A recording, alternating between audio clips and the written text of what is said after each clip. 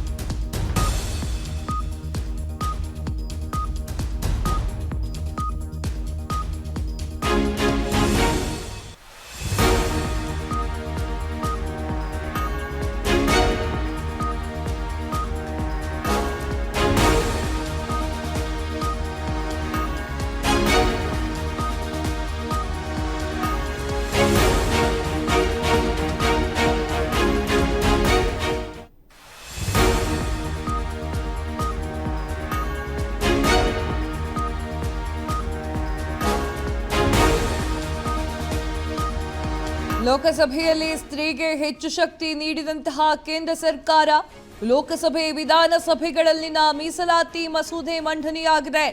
ವಿರೋಧದ ನಡುವೆ ಮಹಿಳೆಯರ ಮೀಸಲಾತಿ ಕಾಯ್ದೆ ತಿದ್ದುಪಡಿ ಮಂಡನೆಯಾಗಿದೆ. ಮಹಿಳೆಯರಿಗೆ ಹೆಚ್ಚುವರಿ ಸೀಟ್ ನೀಡುವಂತಹ ಮಸೂದೆ ಅಂಗೀಕಾರ. ಮಹಿಳೆಯರಿಗೆ 33% ಮೀಸಲಾತಿ ನೀಡುವಂತಹ ನಾರಿ ಶಕ್ತಿ ಮಸೂದೆ. ಈ ಒಂದು ಅಧಿನಿಯಮವನ್ನ ತ್ವರಿತವಾಗಿ ಜಾರಿಗೆ ತರುವುದು ಸರ್ಕಾರದ ಗುರಿಯಾಗಿದೆ. ಮಹಿಳಾ ಮೀಸಲಾತಿ ಮಸೂದೆ ಕಾಂಗ್ರೆಸ್ ಒಂದು ನಾಯಕರ ಆಕ್ರೋಶ ವ್ಯಕ್ತವಾಗ್ತಾ ಇದೆ. ಒಬಿಸಿ ಮತಗಳನ್ನ ಕಸಿಯುವಂತಹ ಹುನ್ನಾರ ಅಂತ ಹೇಳಿ ಮಂಡನೆ ಮಾಡಿ ಕಿಡಿಗಾರ್ತಾ ಇದ್ದಾರೆ. ಮೀಸಲಾತಿ ಈ ಒಂದು ಹೆಸರಿನಲ್ಲಿ ಮೋದಿ ಒಬಿಸಿ ಪಾಲನ್ನ ಕಸಿತಾ ಇದ್ದಾರೆ ಅಂತ ಹೇಳಿ ಹೇಳಲಾಗ್ತಾ ಇದೆ. ಮಹಿಳೆಯರಿಗೆ ಮೀಸಲಾತಿ ನೀಡಿದ್ರೆ ಕಾಂಗ್ರೆಸ್ಗೆ ಏನ ಸಮಸ್ಯೆ ಆಗ್ತಾ ಇದೆ? ಉರಿ ಏನವರಿಗೆ? ಮಹಿಳೆಯರ ಕೈಗೆ ಹೆಚ್ಚು ಶಕ್ತಿ ನೀಡಿದ್ರೆ ಕಾಂಗ್ರೆಸ್ಗೆ ಉರಿ ಯಾಕೆ ಅಂತ ಹೇಳಿ. ಎಸ್ ವೀಕ್ಷಕರೇ, ಇದು ಸಂಸತ್ನಲ್ಲಿ 3 ದಿನಗಳ ವಿಶೇಷ ಅಧಿವೇಶನ ಇರುತ್ತೆ.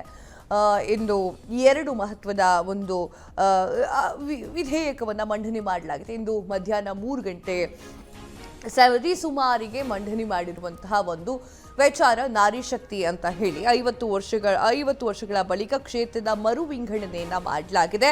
ಮಹಿಳಾ ಮೀಸಲಾತಿ 33%ಗೆ ಏರಿಕೆ ಮಾಡಲಾಗಿದೆ. ಈ ಒಂದು ಮಸೂದೆಯಿಂದ 2029ಕ್ಕೆ ಮಹಿಳಾ ಮೀಸಲಾತಿ ಜಾರಿಗೆ ತರುವಂತಹ ಯತ್ನ ಕೂಡ ಮಾಡಲಾಗ್ತಾ ಇರುವಂತದ್ದು. ಇನ್ನು ಕಾನೂನು ಸಚಿವರಾಗಿರುವಂತಹ ಅರ್ಜುನ್ ಮೇಘವಾಲ್ ಅವರಿಂದ ಮಂಡನೆಯಾಗುತ್ತೆ. 2 ಮಸೂದೆಗಳ ಅಂಗೀಕಾರಕ್ಕೆ ವಿಪಕ್ಷಗಳ ವಿರೋಧ ವ್ಯಕ್ತವಾಗುತ್ತೆ. ಇದು ಜನರಿಗೆ ಭಾರಿ ಸಮಸ್ಯೆ ಆಗುತ್ತೆ ಅಂತ ಹೇಳ್ತಾರೆ. ಮಸೂದೆ ಮಂಡನೆಗೆ ಕೆಸಿ ವೇಣುಗೋಪಾಲ್ ಅವರು ವಿರೋಧವನ್ನ ವ್ಯಕ್ತಪಡಿಸುತ್ತಾರೆ.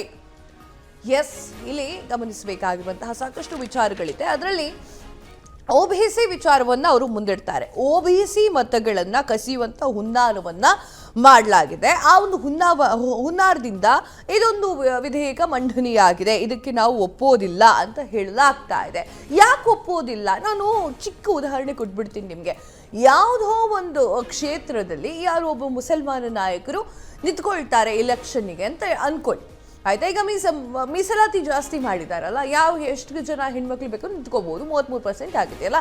ಮುಸಲ್ಮಾನ ನಾಯಕರು ಗೆಲ್ತಾರೆ ಎನ್ನುವಂತಹ ಒಂದು ರೀತಿಯಲ್ಲಿ ಇರುತ್ತೆ. ಅವರೇ ಗೆಲ್ತಾರೆ, ಅವರೇ ಒಂದು MLA ಆಗ್ತಾರೋ MP ಆಗ್ತಾರೋ ಅಂತ ಅನ್ಕೊಳ್ಳಿ. ಅದರ ಆಪೋಸಿಟ್ ಅಲ್ಲಿ ದಲಿತ ಒಂದು ಯುವತಿಯನ್ನ ನಿಲ್ಲಿಸಿದ್ರೆ ಅಥವಾ ದಲಿತ ಮಹಿಳೆಯನ್ನ ನಿಲ್ಲಿಸಿದ್ರೆ ವೋಟ್ ಒಡೆಯುವಂಥದ್ದು ಹೆಚ್ಚಾಗಿರುತ್ತೆ. ಹಾಗೆ ಗೆಲ್ಲುವ ಸಂಖ್ಯೆಯೂ ಕೂಡ ದಲಿತರೇ ಜಾಸ್ತಿ ಆಗಿರುತ್ತಾರೆ ಎನ್ನುವಂತಹದ್ದು ಒಂದು ಸಣ್ಣ ಉದಾಹರಣೆ. ಸೊ ಈ ಒಂದು ಕಾರಣಕ್ಕೆ ಸಾಕಷ್ಟು ವಾದ ಪ್ರತಿವಾದಗಳು ನಡೀತಾ ಇದೆ. ಕಾಂಗ್ರೆಸ್ ಅವರು ಇಲ್ಲಿ ಏನು ಹೇಳ್ತಾ ಇದ್ದಾರೆ ಅಂತಂದ್ರೆ, ಒಬಿಸಿ ಮತಗಳನ್ನ ಕಸಿಯುವಂತಹ ಹುನ್ನಾರ ಆಗಿದೆ.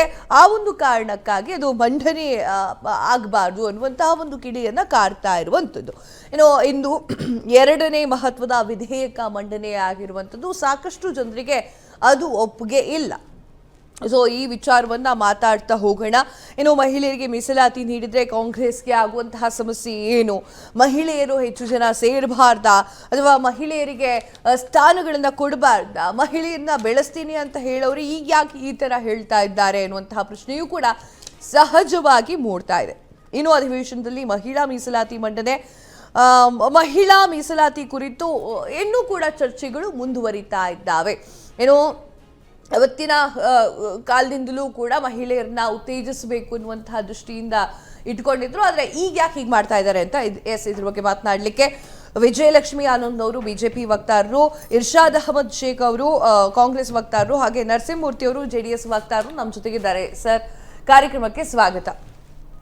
ನಾನು ಪ್ರಪ್ರಥಮವಾಗಿ ಕ್ವಶನ್ ನನ್ನ ಇರ್ಷಾದ್ ಸರ್ನ ಕೇಳ್ತೀನಿ. ಸರ್, ವಿಧೇಯಕ ಮಂಡನೆ ಆದರೆ ಕಾಂಗ್ರೆಸ್ ಏನ್ರಿ ಸರ್ ಉರಿ? ನೋಡಿ, ನಾವು ಯಾವತ್ತೂ ಮಹಿಳೆಯರ ಸಬಲೀಕರಣ ಪರವಾಗಿಯೇ ಇರೋದು. ಸೊ ನಾವು ಪ್ರಪ್ರಥಮವಾಗಿ 2010ರಲ್ಲಿ ಏನು UPA ಸರ್ಕಾರದಲ್ಲಿ ಈ ಮಸೂದೆಯನ್ನು ತಂದು ರಾಜ್ಯಸಭೆಯಲ್ಲಿ ನಾವು ಅದನ್ನು ಪಾಸು ಮಾಡಿದ್ವಿ. ಮಾನ್ಯ ಅಂದಿನ ಪ್ರಧಾನಮಂತ್ರಿ ಆದಂತಹ ಡಾಕ್ಟರ್ ಮನಮೋಹನ್ ಸಿಂಗ್ ಅವರ ಕಾಲದಲ್ಲಿ. ಸೊ ನಮಗೆ ನಮ್ಮ ಮೊದಲ ಆದ್ಯತೆಯೇ ಮಹಿಳೆಯರ ಸಬಲೀಕರಣ ಆಗಬೇಕು, ಮಹಿಳೆಯರಿಗೆ ರಾಜಕೀಯವಾದಂತಹ ಪ್ರಾತಿನಿಧ್ಯ ಸಿಗಬೇಕಂತ.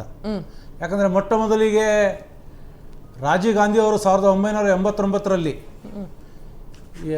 73-74ನೇ ತಿದ್ದುಪಡಿಯ ಅಡಿನಲ್ಲಿ ಏನು ಅವರ ಕನಸಿನ ಕೂಸಾಗಿತ್ತು, ಲೋಕಲ್ ಬಾಡಿ ಇಲೆಕ್ಷನ್ಸಲ್ಲಿ, ಅದು ಗ್ರಾಮ ಪಂಚಾಯತಿ, ತಾಲೂಕ್ ಪಂಚಾಯತಿ ಅಥವಾ ಜಿಲ್ಲಾ ಪಂಚಾಯತ್ ಆಗಿರ್ಬೋದು ಅಥವಾ ಪಟ್ಟಣ ಪಂಚಾಯತಿಗಳಾಗಿರ್ಬೋದು, ಅದರಲ್ಲಿ ಮಹಿಳೆಯರಿಗೆ 33% ಇದು ಕೊಡಲೇಬೇಕು, ರಿಸರ್ವೇಷನ್ ಕೊಡಲೇಬೇಕು ಅಂತ. ಅದನ್ನು ಮುಂದೆ ಹೋಗಿ ಮಾನ್ಯ ಅಂದಿನ ಪ್ರಧಾನಮಂತ್ರಿ ಆದಂಥ ನರಸಿಂಹರಾವ್ ಅವರು ಅದನ್ನು ಆ ಬಿಲ್ಲನ್ನು ಪಾಸ್ ಮಾಡ್ತಾರೆ. ಸೊ ನಾವು ಯಾವತ್ತೂ ಮಹಿಳೆಯರ ಪರವಾಗಿರೋದು, ಮಹಿಳೆಯರ ಅಭಿವೃದ್ಧಿ ಆಗಬೇಕು. ಪರವಾಗಿದ್ದವರು ಈಗ ಯಾಕೆ ವಿರೋಧ ವ್ಯಕ್ತಪಡಿಸ್ತಾ ಇದ್ದಾರೆ? KC ವೇಣುಗೋಪಾಲ್ ಅವರು ಭಾರಿ ವಿರೋಧವನ್ನು ವ್ಯಕ್ತಪಡಿಸ್ತಾರೆ. ಇವತ್ತು ಏನು ಇವರು ಏನು ಬಿಲ್ಲನ್ನ ಇವತ್ತು ತಂದಿದ್ದಾರೆ, ಅಂದ್ರೆ ನಿಮಗ್ ಬೇಕಾದಾಗ ತರಬಹುದು, ಕಾಂಗ್ರೆಸ್ಗೆ ಬೇಕಾದಾಗ ತರಬಹುದು ಅಂತನಾ ಅಥವಾ ತರಬಾರ್ದು? ಹಾಗೇನಿಲ್ಲ. ನೋಡಿ, ಇವತ್ತು ಇವರು SC ST ಅದರಲ್ಲಿ ರಿಸರ್ವೇಷನ್ ಅನ್ನು ಇಟ್ಟಿದ್ದಾರೆ. ನಮ್ಮ ಡಿಮಾಂಡ್ ಇರೋದು OBC ಸೇರಿಸ್ಬೇಕಾದ್ರೆ ಒಳ ಮೀಸಲಾತಿಯ ಅಡಿಯಲ್ಲಿ OBC ಅನ್ನು ಸೇರಿಸಬೇಕು. ಎರಡನೇದು 2027ರಲ್ಲಿ ಸೆನ್ಸಸ್ ಇದಾಗತ್ತೆ ಅಂತ ಸೆನ್ಸಸ್ ರಿಜಿಸ್ಟ್ರಾರೇ ಹೇಳಿದ್ದಾರೆ. ಮತ್ತು ನೀವು ಯಾಕೆ 2011ರ ಗಣತಿ ಅಡಿಯಲ್ಲಿ ಗಣತಿ ಅಡಿಯಲ್ಲಿ ಮಾಡ್ತಾ ಇದ್ದೀರಾ? ಇದರ ಮೊದಲು ಈ ಪ್ರಕ್ರಿಯೆ ಮುಗಿಯೋ ಮೊದಲು ಜಾತಿ ಗಣತಿನೂ ಆಗಬೇಕು, ಅದರ ಆಧಾರದ ಮೇಲೇನೂ ಇದು ಆಗಬೇಕು. ಸೊ ಈ ಥರ ಹಲವಾರು ಪ್ರಶ್ನೆಗಳಿದೆ. ಯಾಕೆಂದ್ರೆ 2024ರ ಚುನಾವಣೆಗೆ ಹೋಗೋ ಮುಂಚೆ ಸೆಪ್ಟೆಂಬರ್ ಅಲ್ಲಿ ತರಾತುರಿಯಲ್ಲಿ ಈ ಬಿಲ್ ಅನ್ನ ಪಾಸ್ ಮಾಡಿದ್ದಾರೆ ಅವರು. ಮಾಡಿ ನಾವು 2029ಕ್ಕೆ ಇದನ್ನ ಜಾರಿಗೆ ತರ್ತೀವಿ ಅಂತ. ಅಂದ್ರೆ ಇವರು ತರಾತುರಿಯಲ್ಲಿ ತರೋದೇ ಏನ್ ತಂದಿದ್ರಲ್ಲ, ಅದ್ರ ಮೇಲೆ ನಮ್ಗೆ ಇವತ್ತು ಸಂಶಯ ಇದೆ. ಇವರು ರಾಜಕೀಯಕರಣ ಮಾಡ್ತಾ ಇದಾರಾ ಅಥವಾ ಇವರು ಮುಂದೆ ಬರುವಂತಹ ಚುನಾವಣೆಗಳು ಏನಾದ್ರು ದೃಷ್ಟಿಯಲ್ಲಿ ಇಟ್ಕೊಂಡು ಮಾಡ್ತಾ ಇದಾರಾ ಅಥವಾ ಇವಾಗ ನಡೀತಾ ಇರುವಂತಹ ವಿಧಾನಸಭಾ ಚುನಾವಣೆಗಳ ದೃಷ್ಟಿಯಲ್ಲಿ ಇಟ್ಕೊಂಡು ಏನಾದ್ರು ಮಾಡ್ತಾ ಇದಾರಾ? ಇದು ರಾಜಕೀಕರಣ ಆಗ್ಬಾರ್ದು ಅಂತ ನಮ್ಮ ವಿಜಯಲಕ್ಷ್ಮಿ ಅವರೇ, ಅವ್ರು ಏನು ಕಟ್ ಅಂಡ್ ಕ್ಲಿಯರ್ ಆಗಿ ಹೇಳ್ತಾ ಇದ್ದಾರೆ, ಯಾಕೆ ನೀವು ದಲಿತ ಹೆಣ್ಣು ಮಕ್ಕಳಿಗೆ ಮಾತ್ರ ಮೀಸಲಾತಿ ಕೊಡ್ತೀರಿ, OBC ಕಣ್ಣಿಗೆ ಕಾಣಲ್ವೇ ಅಂತ ಹೇಳಿ. ಕೊಡೋದಿದ್ರೆ ಮಾಡಬೇಕಾಗಿದ್ದಿದ್ರೆ ಅಷ್ಟರಿಗೂ ಕೊಡಬೇಕಾಗಿತ್ತು. 33% ಏನಿದೆ ಈ ಜನರಲ್ಲಿಗೂ ಸೇರಿ ಎಲ್ರಿಗೂ ಕೊಡಬೇಕಾಗಿತ್ತು. ಯಾಕೆ ಹೀಗೆ ಮೇಡಮ್? ಈಗ ಒಟ್ಟಾರೆ ಮಹಿಳೆಯರನ್ನ ಒಂದು ಸ್ಟ್ರೀಮ್ ಲೈನ್ ತರುವಂಥ ಇದು ಉದ್ದೇಶದಿಂದ ಇವತ್ತು 33% ವಿಮೆನ್ ರಿಸರ್ವೇಷನ್ ಬಿಲ್ ತಂದಿರುವಂಥದ್ದು. ಈಗ ಪಂಚಾಯತಲ್ಲಿ ಅಮೆಂಡ್ಮೆಂಟ್ ಮಾಡಿದಾಗ 33% ಕೊಟ್ಟರು ಅಂದಾಗ ಯಾಕೆ ಅಸೆಂಬ್ಲಿ ಮತ್ತು ಲೋಕಸಭೆಯಲ್ಲಿ ವಿರೋಧ ಮಾಡ್ತಾ ಇದ್ದಾರೆ? ಅಂದರೆ ಲೋಕಲ್ ಬಾಡಿಯಲ್ಲಿ ಮಾತ್ರ ಮಹಿಳೆಯರು ಇರ್ಬೋದು, ಉನ್ನತ ಸ್ಥಾನದಲ್ಲಿ ಮಹಿಳೆಯರು ಇರಬಾರ್ದು ಅಂತಾನ ಅಥವಾ ಆ ಇಲ್ಲಿ ಏನ್ ಗೊತ್ತಾ, ಅವ್ರು ಹೇಳ್ತಾ ಇರೋದು ಸಿಂಪಲ್, ದಲಿತ ಮಹಿಳೆಯರಿಗೆ ಅಂತ ಯಾಕೆ ತಂದ್ರಿ, ಇಡೀ OBC ಅಂತ ಹೇಳಬಹುದಾಗಿತ್ತಲ್ಲ, ಯಾಕೆ ನೀವು ತಾರತಮ್ಯ ಮಾಡ್ತಿದ್ದೀರಿ ಅಂತ ಇರ್ಷಾದ್ ಅವರು ನೇರ ಪ್ರಶ್ನೆ ಮಾಡ್ತಿದ್ದಾರೆ. ಒಟ್ಟಾರೆ ಮಹಿಳೆಯರು 33% ಅಂತ ಕೊಟ್ಟಿದ್ದಾರಲ್ಲ, ಒಟ್ಟಾರೆ ವಿಮೆನ್ ಲೆಡ್ ಗವರ್ನಮೆಂಟ್ ಆಗ್ಲಿ, ಒಟ್ಟಾರೆ ಮಹಿಳೆಯರನ್ನ ಸ್ಟ್ರೀಮ್ ಲೈನ್ ತಗೊಳ್ಬೇಕು ಅನ್ನೋ ಪ್ರಶ್ನೆ ಇಷ್ಟೇ ಮ್ಯಾಮ್. ಅವ್ರು ಕೇಳಿದ ಪ್ರಶ್ನೆಯಿಂದ ನಾನು ನಿಮ್ಗೆ ಕೇಳ್ತಾ ಇದ್ದೀನಿ. ಇಲ್ಲಿ ಮಹಿಳೆಯರು ಬರ್ಲಿ ಅನ್ನೋದು ಅವ್ರ ಪಾಯಿಂಟ್ ಅಲ್ಲ. ಇರ್ಷಾದ್ ಸರ್ ಏನ್ ಹೇಳಿದ್ರು ಅಂತಂದ್ರೆ ಮಹಿಳೆಯರು ಬರ್ಲಿ, ಹೌದು, ನೀವು ದಲಿತರಿಗೆ ಯಾಕೆ ಕೊಟ್ರಿ ಅಂತ ಕೇಳ್ತಿದ್ದಾರೆ ಅವ್ರು. OBC ಕಣ್ಣಿಗೆ ಕಂಡ್ಲಿಲ್ವಾ ಅಥವಾ OBC ಅವರಿಗೆ ಪ್ರತ್ಯೇಕವಾಗಿ ಮೀಸಲಾತಿ ಏನಾದ್ರು ಮಾಡ್ತಿದ್ದೀರಾ ಏನು ಅಂತ? ಮೇಡಮ್ ಈಗ ಬೆಳಗ್ಗೆ ಕ್ಲಿಯರ್ ಕಟ್ಟಾಗಿ ಹೇಳಿದ್ರು, ಈಗ 33% ರಿಸರ್ವೇಷನ್ ಆದಾಗ ಆಯಾ ಪಾರ್ಟಿಯವ್ರ ಸಂಬಂಧಪಟ್ಟಂಗೆ ಕೊಡ್ಬೋದಲ್ವಾ? ಅವ್ರು ಬೇಕಾದ್ರೆ ಇಡೀ OBC ಕೊಡ್ಬೋದು, ಇಡೀ ಇನ್ನೊಬ್ಬರು ಕೊಡ್ಬೋದು, ದಲಿತರು ಕೊಡ್ಬೋದು, ಅದೆಲ್ಲ ಇಲ್ಲ ಅಂತ ಏನು ಹೇಳ್ತಾ ಇಲ್ಲ. ಕಡಾಖಂಡಿತವಾಗಿ 33% ಈಗ ಮತ್ತೆ OBC ಹೆಣ್ಣು ಮಕ್ಕಳಿಗೆ ಮೀಸಲಾತಿ ಮತ್ತೊಂದ್ಸಲ ಮಾಡ್ತೀರಾ ನೀವು? ಹಿಂದೆ ರಿಸರ್ವೇಷನ್ ಒಂದು ನಿಮಿಷ ನನ್ನ ಪ್ರಶ್ನೆ ಇಷ್ಟೇ, ನೀವು OBC ದಲಿತರಿಗೆ ಮಾತ್ರ ಕೊಟ್ಟಿದ್ದೀರಲ್ವಾ? ಈಗ ಸಾರಿ, ಈ ಒಂದು ಮೀಸಲಾತಿಯನ್ನ ದಲಿತರಿಗೆ ಮಾತ್ರ ಕೊಟ್ಟಿದ್ದೀರಲ್ಲ, OBCಗೆ ಮತ್ತೆ ಪ್ರತ್ಯೇಕ ಏನಾದ್ರು ಕೊಡ್ತೀರಾ? ಇವಾಗ ನಾವು ಕೇಳ್ತಾ ಇರೋದು, ಹಿಂದೆ ಇದನ್ನೆಲ್ಲ ಮಂಡನೆ ಮಾಡಿದ್ರು ಅಂತ ಹೇಳಿದ್ರು. ಆವಾಗ ಯಾವ ತರ ಮಂಡನೆ ಮಾಡಿದ್ರು? 33% ರಿಸರ್ವೇಷನ್ ಅಂತಾನೆ ಹಿಂದೆ ಮಂಡನೆ ಮಾಡಿದ್ದು. ಈಗ 30 ವರ್ಷದಿಂದ ಮಹಿಳೆಯರಿಗೆ ಒಂದು ಅಧಿಕಾರದ ಚುಕ್ಕಾಣಿ ಹಿಡಿಯೋದು, ಒಂದು ಪಾಲಿಸಿ ಮೇಕರ್ಸ್ ಹಾಕ್ಬೇಕು ಅಂತ ಕಾಯ್ತಾ ಇದ್ರು ಮಹಿಳೆಯರು. ಅಂತ ಮಹಿಳೆಯರಿಗೆ ಇದೊಂದು ಸುವರ್ಣ ಅವಕಾಶ ಸಿಕ್ಕಿದೆ. ಎಸ್, ನರಸಿಂಹಮೂರ್ತಿ ಅವರೇ, ಇದ್ರ ಬಗ್ಗೆ ಏನ್ ಹೇಳ್ತೀರಾ? ಮೇಡಮ್ ಅವರಂತೂ ನನ್ನ ಪ್ರಶ್ನೆಗೆ ಉತ್ತರ ಕೊಟ್ಟಿಲ್ಲ. ನನ್ನ ಪ್ರಶ್ನೆ ಅಥವಾ ಇರ್ಷಾದ್ ಅವ್ರ ಪ್ರಶ್ನೆ ಒಂದೇ ಆಗಿತ್ತು ಸರ್. ಏನು ಅಂತಂದ್ರೆ, OBC ಮಹಿಳೆಯರಿಗೆ ಪ್ರತ್ಯೇಕ ಮೀಸಲಾತಿ ಮಾಡ್ತೀರಾ? 33% ಏನಿದೆ ಅದು ದಲಿತ ಮಹಿಳೆಯರಿಗೆ ಕೊಟ್ಟಿದ್ದೀರಾ. ನನ್ನ ಕ್ವಶನ್ ಏನು, OBCಯಲ್ಲಿ ಬಡವರ ಮಹಿಳೆಯರೇ ಇಲ್ವಾ, ಅಥವಾ ದಲಿತರಲ್ಲಿ ಶ್ರೀಮಂತರೇ ಇಲ್ವಾ? How sir, how is it possible? ಈಗ ತಾವು ಕೇಳ್ತಾ ಇರೋದು ಕರೆಕ್ಟ್ ಇದೆ ಮೇಡಮ್, ಆದರೆ ಹಿಂದೆ ಮೀಸಲಾತಿ ತಂದ್ರಲ್ಲ, ಅವಾಗ ಯಾರಿದ್ರು ಮೀಸಲಾತಿಗಳು ಮಾಡಿದ್ರು? ಸರ್, ಹಿಂದೆ ಬಿಜೆಪಿ ಇತ್ತು, ಕಾಂಗ್ರೆಸ್ ಇತ್ತು, ಮತ್ತೊಂದು ಪಕ್ಷ ಇತ್ತು. ಸರ್ ಒಂದ್ ನಿಮಿಷ, ನನ್ಗೆ ಅದು ಬೇಡ. ಅವತ್ತು ನೆನಪಾಗದೇ ಇರೋ OBCಗಳು ಈಗ ಬಿಜೆಪಿ ಅಲ್ವಾ ಸರ್? ಒಂದೇ ನಿಮಿಷ, ಇವತ್ತು ಬಿಜೆಪಿ ಅಲ್ವಾ ಸರ್? ಇವಾಗ ಶುರು ಮಾಡಬಹುದಲ್ವಾ ಸರ್? MLA ಇರ್ಲಿ, MP ಇರ್ಲಿ, OBC ಯಾಕೆ ಇಲ್ಲ? ಬರೀ ಯಾಕೆ ಅದನ್ನ ಇಲ್ಲಿವರೆಗೂ ಪ್ರಶ್ನೆ ಕೇಳಿಲ್ಲ? ಕಾಂಗ್ರೆಸ್ ಅವ್ರಿಗೆ ಇವಾಗ ಯಾಕೆ OBC ಯಾರ ಮೇಲೆ ಅತಿಯಾದ ಪ್ರೀತಿ ಬಂತು? ಇಷ್ಟು ದಿನ ಈಗ ಯಾವುದೇ ಚುನಾವಣೆ, ವಿಧಾನಸಭೆ ಇರ್ಬೋದು, ಲೋಕಸಭೆ ಇರ್ಬೋದು, ಚುನಾವಣೆಗಳಲ್ಲಿ OBC ಮೀಸಲಾತಿ ಎಲ್ಲಿದೆ ಮೇಡಮ್? ಯಾರು ಕೊಟ್ಟಿದ್ದಾರೆ OBC ಮೀಸಲಾತಿನ?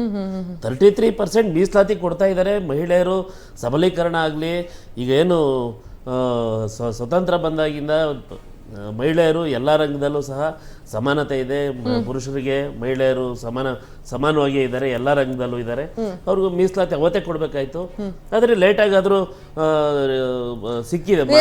ಮಾನ್ಯ ಪ್ರಧಾನಮಂತ್ರಿಗಳು ಇವತ್ತು ಮಂಡಿಸ್ತಾ ಇದ್ದಾರೆ. ಅದು 96ರಲ್ಲೇ ಮಾನ್ಯ ದೇವೇಗೌಡ ಸಾಹೇಬರು ಕಾಂಗ್ರೆಸ್ ಸರ್ಕಾರ ಬೆಂಬಲಿತ ಪ್ರಧಾನಿ ಆಗಿದ್ದಾಗ ಅವತ್ತೇ ಬಿಲ್ನ ಪಾಸ್ ಮಾಡಕ್ ಹೊರಟಿದ್ರು. ಅವತ್ತು ಕಾರಣಾಂತರದಿಂದ ಆಗ್ಲಿಲ್ಲ, ಇವತ್ತು ಆಗಿದೆ. ಅದನ್ನು ಖುಷಿ ಪಡಬೇಕು. ಮಹಿಳಾ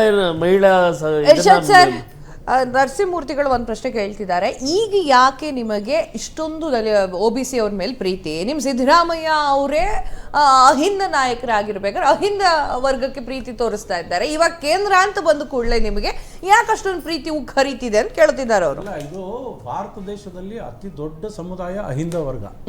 ಆ ಅಹಿಂದ ವರ್ಗವನ್ನು ನೀವು ಬಿಟ್ಟು ನೀವು ಮೀಸಲಾತಿಯನ್ನ ಕೊಡ್ತೀರಂದ್ರೆ ಅದು ತಾರತಮ್ಯ ಆಗತ್ತೆ ಒಂದು. ಆಮೇಲೆ ಅದು ಪ್ರಜಾಪ್ರಭುತ್ವ ವ್ಯವಸ್ಥೆನಲ್ಲಿ ನಾವು ಎಲ್ಲರನ್ನ ಸಮನಾಗಿ ಕಾಣಬೇಕಾಗತ್ತೆ. ಅದರ ಆ ಮೂಲಭೂತ ಆಸೆ ಇಡರಲ್ಲ ಇಲ್ಲಿ. ಸೊ ಹಾಗಾಗಿ ಮತ್ತು ಬಹಳಷ್ಟು ನಾವು ಈಗಾಗಲೇ ಹೇಳಿದ್ದೀವಿ, 2027ಕ್ಕೆ ಈಗ ಸೆನ್ಸಸ್ ಇದಾಗತ್ತೆ, ಅದರದ್ದು ದತ್ತಾಂಶಗಳ ಇದು ಬರುತ್ತೆ, ಫಲಿತಾಂಶ ಬರುತ್ತೆ. ಈಗ ಯಾಕೆ ತರಾತುರಿನಲ್ಲಿ ನೀವು 2011ರ ಪ್ರಕಾರ ಮಾಡ್ತಾ ಇದ್ದೀರಿ?